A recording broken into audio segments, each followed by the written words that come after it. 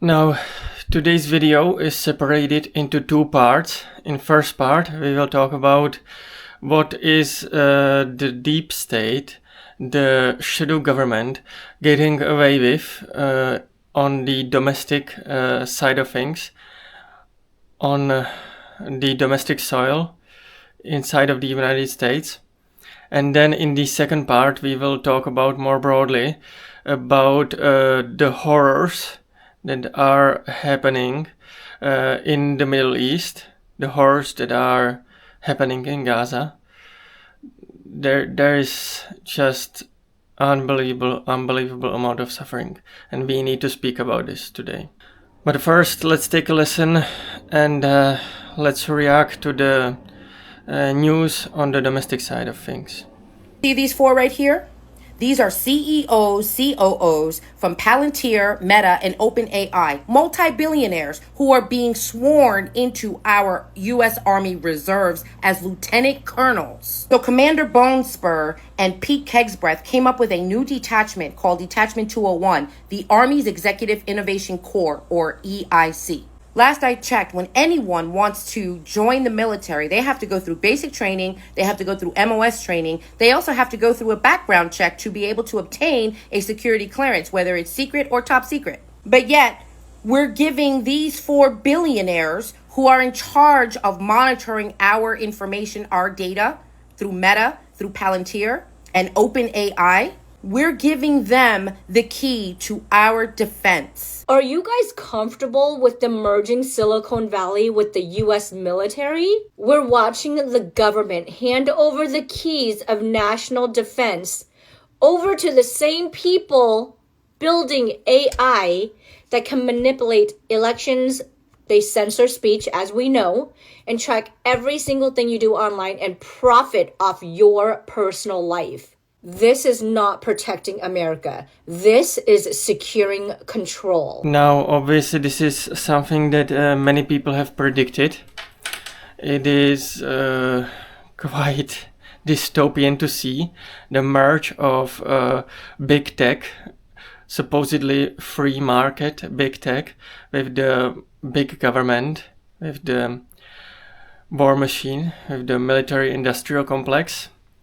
The defense side of things, the Pentagon has tried to integrate these tech giants into them for a very long time, and now we can see that this is finally, quote unquote, finally happening.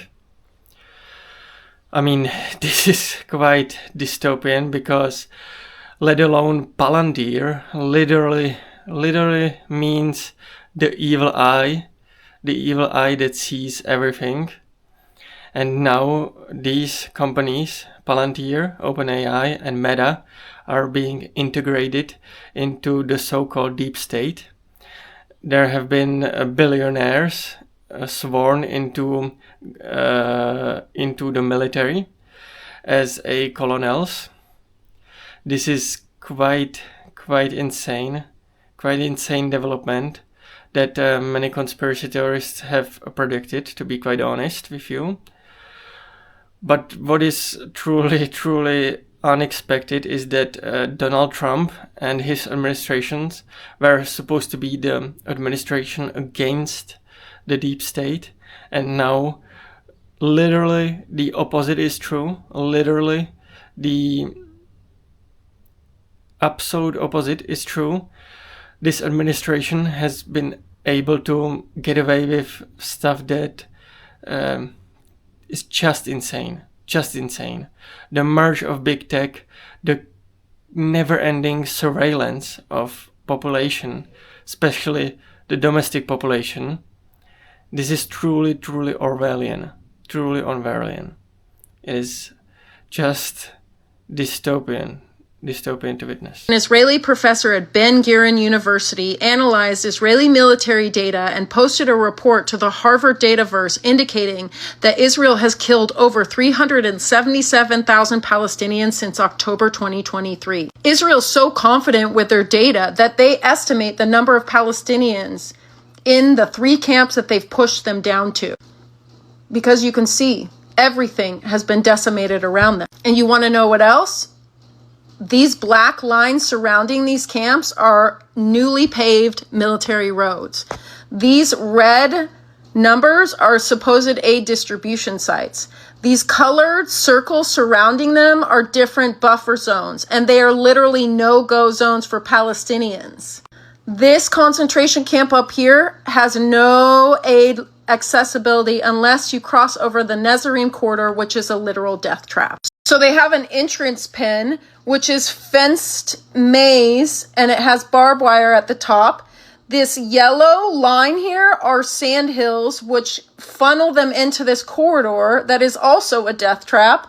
So once they get through the maze of fencing, there are guard posts at every corner, military roads within that, sand barriers, and then aid distribution. So once they go through the maze to get into this area, they get shot at. And then getting out is another maze, which is another opportunity to shoot and kill them. In these concentration camps, there's one bathroom, and they've pushed Palestinian tents as close together as possible, and there's sewage running around, and bugs are rapidly transmitting disease. At least 1 in 5 Palestinians is facing famine.